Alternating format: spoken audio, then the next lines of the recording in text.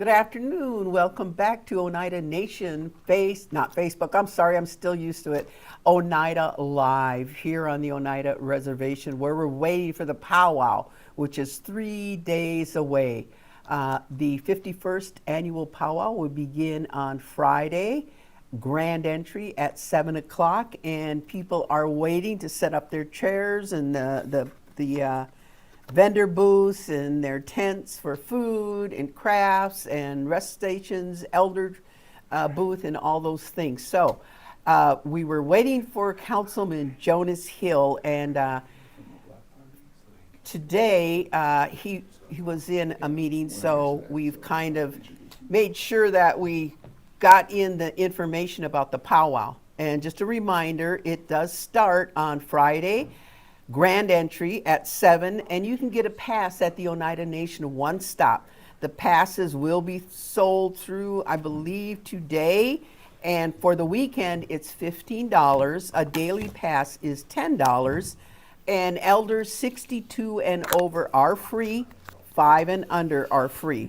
So those tickets are on sale right now for admission throughout the weekend.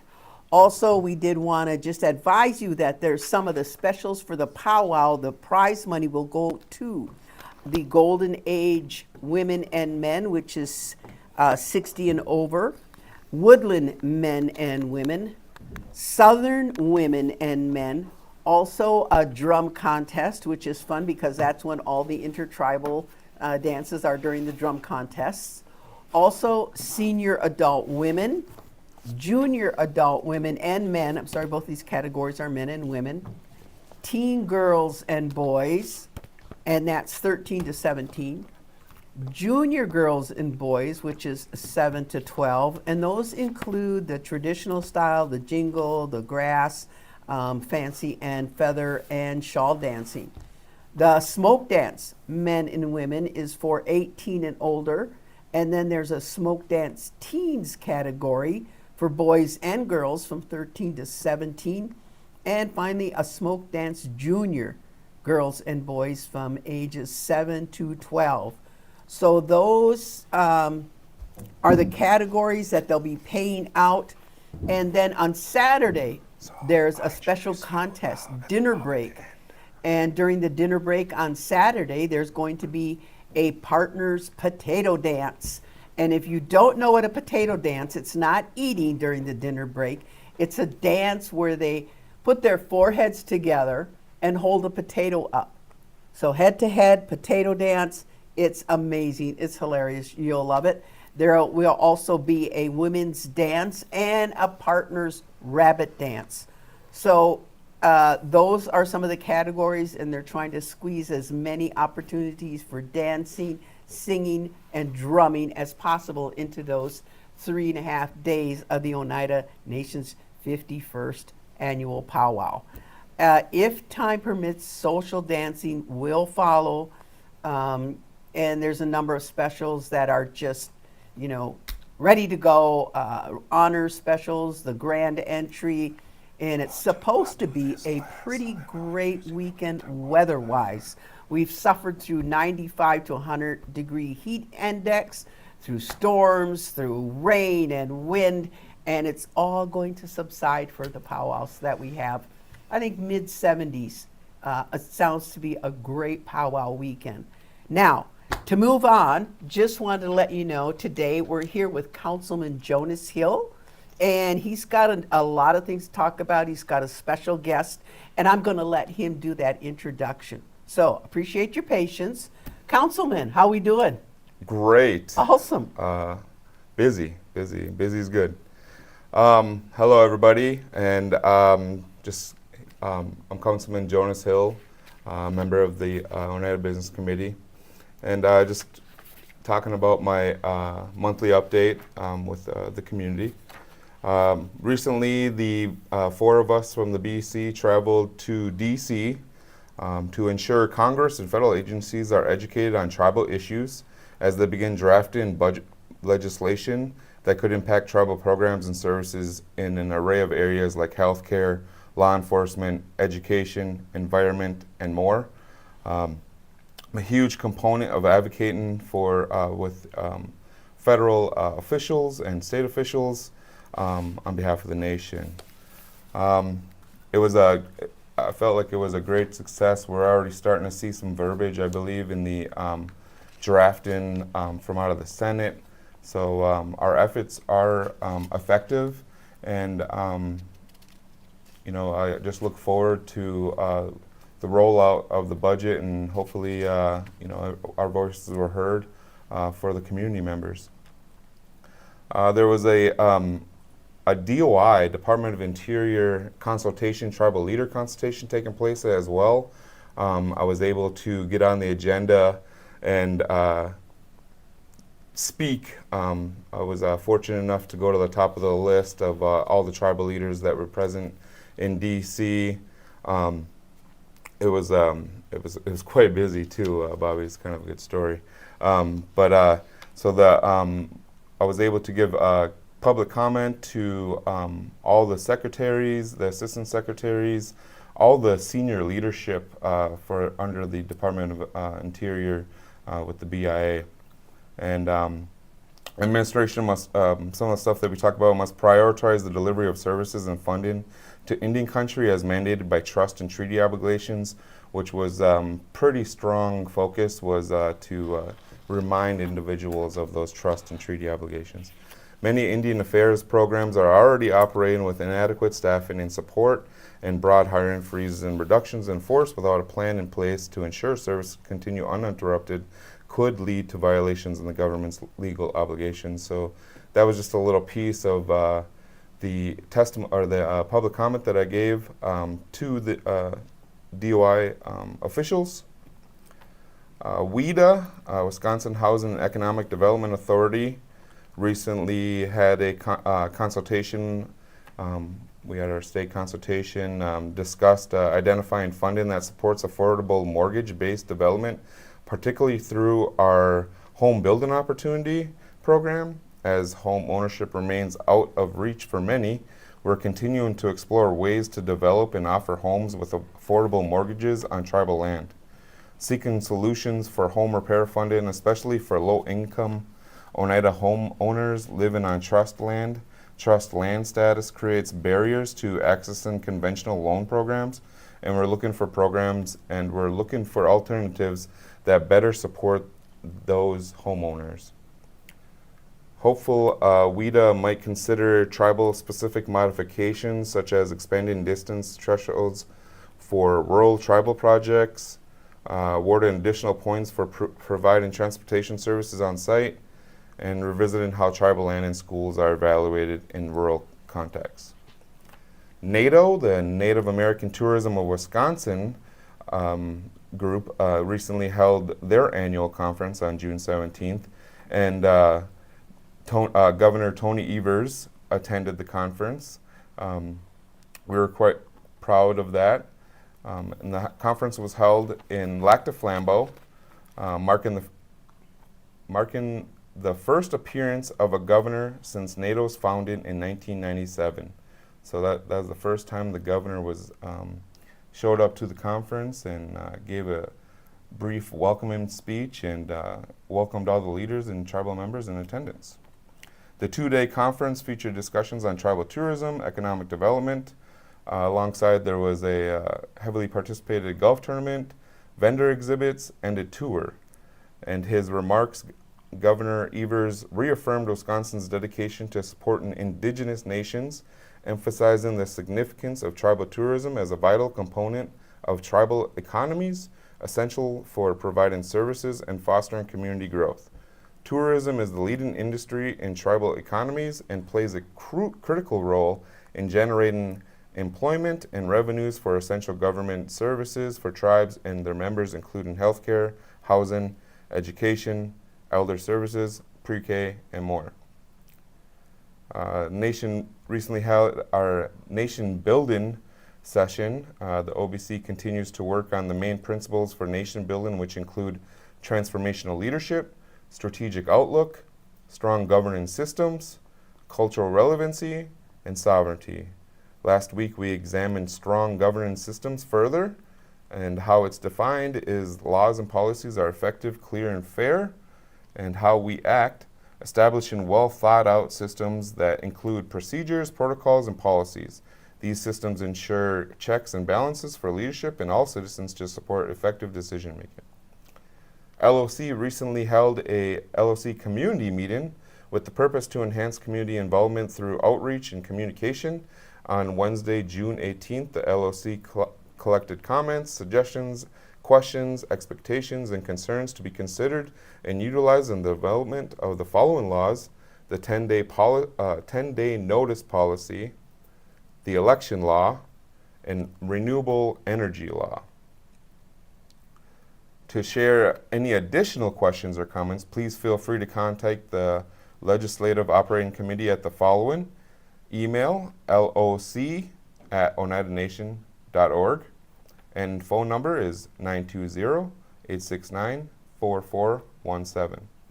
During the LOC community meetings, it is essential to raise your hand to be called and respect the time of others, and it was a great turnout. I'd still like to see more community members with diverse backgrounds to contribute to the development of these laws. And then that leads me to our special guest and the announcement of the block party again, that the nation will be in partnership with the Ted Fritsch Neighborhood Association. And I am here with the Ted Fritsch president, Randy Griswold. Thank you, Jonas. We're grateful to have the opportunity to speak to all of you with regard to some of the planned events we have coming up. The first of which is coming up on July 11th. It's at Ted Fritsch Park, which is located on the west side of Green Bay. As Jonas said, I'm president of the Fritsch Park Neighborhood Association. You may or may not be aware of the relationship that we have developed with the Oneida Nation.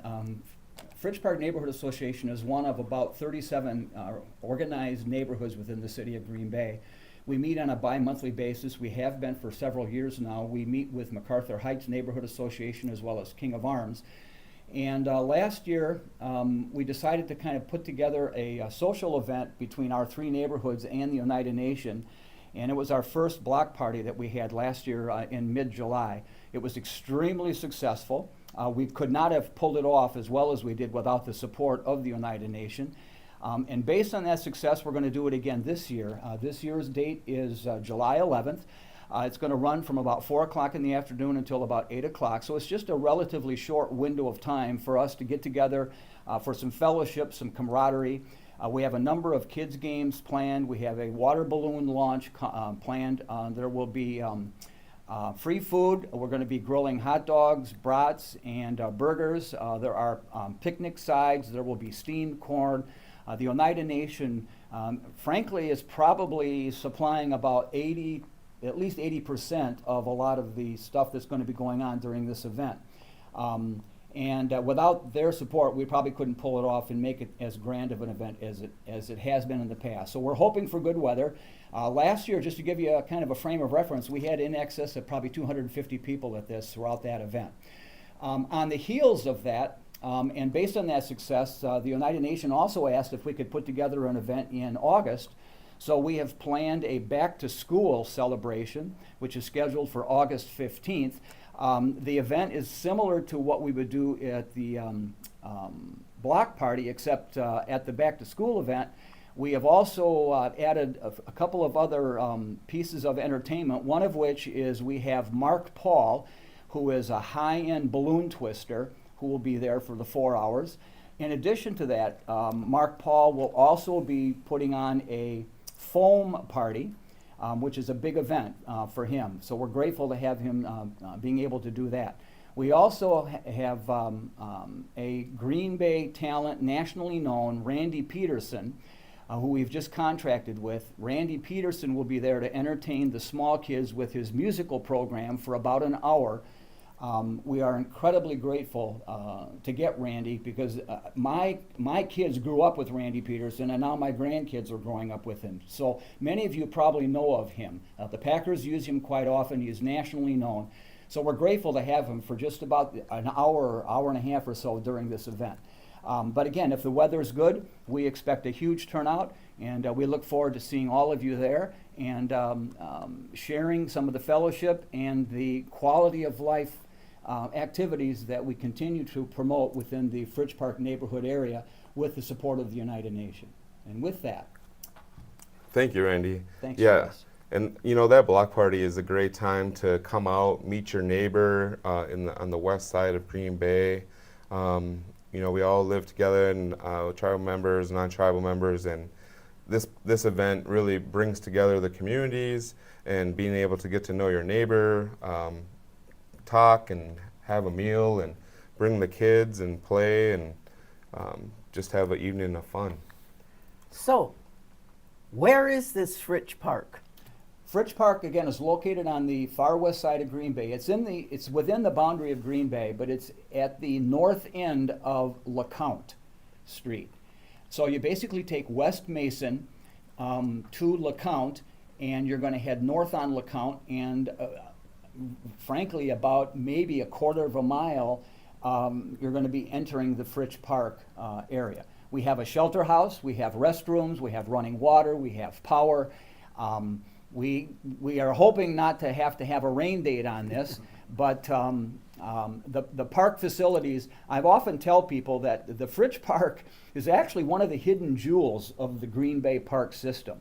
We don't tell a lot of people about Fritch Park because we don't want to get overcrowded, but it is really, really a great park. We have a lighted baseball diamond, we have an incredibly good playground area, we have a sandbox, with a digger crane in it. We have a gaga ball pit that we put in about 4 or 5 years ago, which is a real hit with the kids. So there's plenty of things to do within the Fritch Park area, in addition to the fellowship and camaraderie that this event provides. So if I'm coming from Oneida up Highway 54 into Green Bay, I hit LeCount Road, I would turn left. Correct. And if I'm coming out of Green Bay towards Oneida, West Mason Street turns into Highway 54. I come to LeCount Road, I would turn right. Correct. Okay, remind me, what time does this event start? We're going to run from 4 o'clock until 8 o'clock. If I know of a vendor, a business, maybe they want to contribute water, maybe they want to, contribute balloons, maybe, 10-pound box of beef or something, who can they contact, and how can they contact somebody for donations?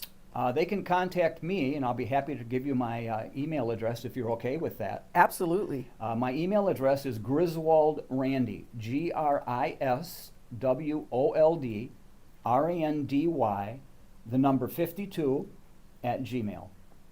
GriswoldRandy52 @gmail. And I am not related to Clark Griswold. Although I did come from Chicago, and I could tell you some stories, believe me. All right, this is a pretty short segment here, Randy, so we'll have to invite you back for stories about it. Well, I could tell you stories. Okay, Jonas, Councilman Hill, I just want a couple of things back. When you say you meet with secretaries, just to be clear, it's not like an office secretary. A secretary, when you go to DC, is a very highly appointed position. The secretary is one of the government representatives that has some authority. Yeah, so like the Secretary of Indian Affairs, and then they have Assistant Secretary Scott Davis. He was in attendance, and then they have like their structure is the Secretary, Assistant Secretary, and then their senior leadership kind of reports to that Assistant Secretary. So it was great to have the Assistant Secretary, and he's Native American. He's Standing Rock Reservation. Very familiar with that reservation as well. So we grew a great relationship right away. But yes, they were in attendance with their direct reports, to say, their managers and directors. Yeah, so it's not just like somebody who answers the phone and keeps files and schedules. It's a very high position that has authority, that makes the decisions that we need to communicate to for our funding sources, for our things that we need from the Department of Interior. Correct. All the secretary positions are either appointed or they are selected by the White House administration. All right. And then another thing you mentioned, the home mortgage. We often get emails about individuals who say, can the tribe help me? I'm in low income. I want to purchase a home, but the criteria for me to remain at low income says I can only have a limited amount of money in the bank. So I can never get to that amount to put down a down payment or to qualify for a loan if the government keeps me, oppressed with saying you can only have, maybe $2,500 in the bank. And I could put aside and be interested in 5,000, 10,000. Do we look at how we might help those individuals? Yeah, the tribe's looking at the interest rates. We're trying to figure out solutions to help individuals to be able to have that opportunity to be a homeowner. We're looking at interest rates, being able to buy down interest rates on already solidified interest rate programs out there. It's just something that we're working on every day, just trying to figure out solutions for community members to be able to have that opportunity to buy a home. And there's Section 184 programs out there, which I've recently met with Section 184 or Office of Native American Programs through HUD, House and Urban Development, some officials there on some programs that we could bring back, and have been working with the general manager's office on with housing and stuff. So look forward to some kind of program rollout of a program soon once we can figure out what's right for our community. Great. I know there's a great need to see as many people as we can own their own homes, and especially those who are trying to dig their way out of a certain level up into being home ownership. Certainly that pays off for them in the long run. All right. Right. I have a couple of announcements. Just want to remind everybody that the 2025 special election is Saturday, July 12th, and the polls open from 7 a.m. to 7 p.m. In Oneida, the poll is at the Oneida Community Health Center at 525 Airport Drive.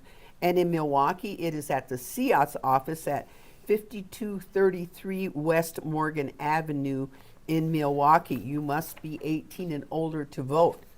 And the special election positions that are on the ballot include 3 candidates for the election board, 1 candidate for the Oneida Gaming Commission, 1 candidate for the Oneida Land Claims Commission, 2 positions for the Oneida Land Commission, 3 for the Oneida Nation Commission on Aging, and up to 2 for the Oneida Nation School Board, a government or parent representative. Also 2 for the Oneida Nation School Board Community at Large position, 3 for the Oneida Trust Committee, and 1 for the Oneida Legal Resource Center. So just wanted to remind you of those elections, Councilman. Yeah, where can a tribal member, I've been getting a lot of questions from tribal members, where can a tribal member find the the ballot for the election July 12th? Okay, we do not have absentee, but you can go on the Oneida government website, oneida-nsn.gov. And if you look under government, an area will come up that will say boards, committees, and commissions. Again, click on boards, committees, and commissions, and you'll see the Oneida election board. Click on the Oneida election, and I believe then you'll have to click on special elections, and under special elections you'll find the notice for the election, and also connected to that will be the positions. And let me give you a shot if you can get this on the camera. This is the page that will come up and show you all the positions that are open and those individuals who are running for those positions. It is called a tentative ballot because up until the day of the election, something could happen, somebody could withdraw, whatever, so it is always tentative until the day of. That's a long way to get there, and I'm sorry, that's the only way is oneida-nsn.gov, and then government, boards, committees, and commissions, Oneida Election Board, and Special Elections. I think hope that I'll helps you pull out. that up and post it on my page That would be absolutely later today. wonderful. Yeah, this afternoon. Also wanted to let people know at the Oneida Lake, the campground, the rustic campground will be closed powwow weekend.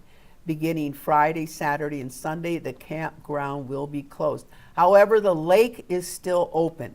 So you can still go out and swim, you can go kayak, you can fish, but the campground will be the only place closed over the weekend. I don't have any more information as to why, but the rest of the lake will be open. Also wanted to give you a heads up on the next General Tribal Council meeting at the hotel is July 8th, and it is a no stipend meeting. Again, July 8th at the Oneida Hotel, no stipend meeting. It is on the Oneida Ni'i Planning Committee. That is the report that will be coming forward at that meeting. And the next meeting after that is July 20th, and that is on petitions. A stipend will be paid. It is a Sunday, and it is a 2 p.m. meeting at the Oneida Hotel. So those are all the announcements that I have today. I got a little add-on. I was just going to ask you, Councilman, do you have anything to add? Yes, for the powwow, please refrain from putting your chairs out at this time until Thursday. You can. They have some tendering to do to the powwow grounds, so please just hold off on putting your chairs out there until Thursday. I did see they are still looking for some parking lot. It's not volunteers because they get paid, I believe, on a stipend. I think that's $15 an hour. I think they were looking for some volunteer or workers for that for a parking lot. And then Do you have a contact? Who or where to contact? Rosa Laster is the contact person for the parking lot workers. Pull up your thing one more I'm time. just going to look up Rosa's address. Whoops.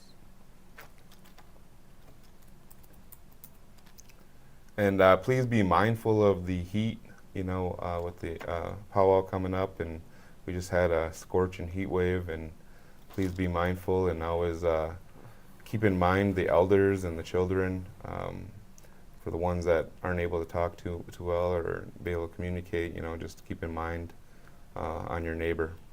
For parking, it is RLASTER at oneidanation.org. Rosa Laster, her email is RLASTER at oneidanation.org. All right. Well, it looks like I think we've covered everything today. Randy, thank you for coming I'm in. I grateful think to have that the opportunity. that's going to be a great event, and July 11th. Don't forget. there'll be some follow-up events as well. Did you say That in would- August? We have one planned in August. One other thing I wanted to mention, if you give me 30 seconds here. Because of the benevolence of the United Nation, they have given us the seed money to put in a splash pad at Fritz Park. We then approached the city of Green Bay to see what they could come up with. They came back with a sizable amount of money to basically fund the project. So we are hopeful to have a splash pad at Fritz Park probably within the next 12 to 18 months. And I have to thank the United Nation, because without that seed money, the impetus for actually making this happen probably would not have occurred. So again, thank you so much for the relationship. And Fritz Park, as he mentioned, is right off Highway 54 or West Mason, whichever direction you're coming from. And it's a large Oneida population. Yep. It's very close to the Amelia Cornelius Culture Park, and it's a little east of Pampern Park. So it's a very well located reservation area. We have a lot of tribal members. It's a pretty good population that we have in that area. So it's a joint effort. And when we work together, we're smarter. Anything else we need to add? No, again, I'm so grateful to have the chance. Happy Councilman? powwow weekend. Yeah, happy Yeah, powwow my weekend. wife and I are Very planning on happy. coming. We wouldn't miss it. All right. So have a great week. We'll see you Thursday, and we'll have Councilman Marlon Skenador And an intern that's working in his office, Sadie Kelly, will be here. So we'll see you Thursday. Yawanko, Nugiwa. Igual.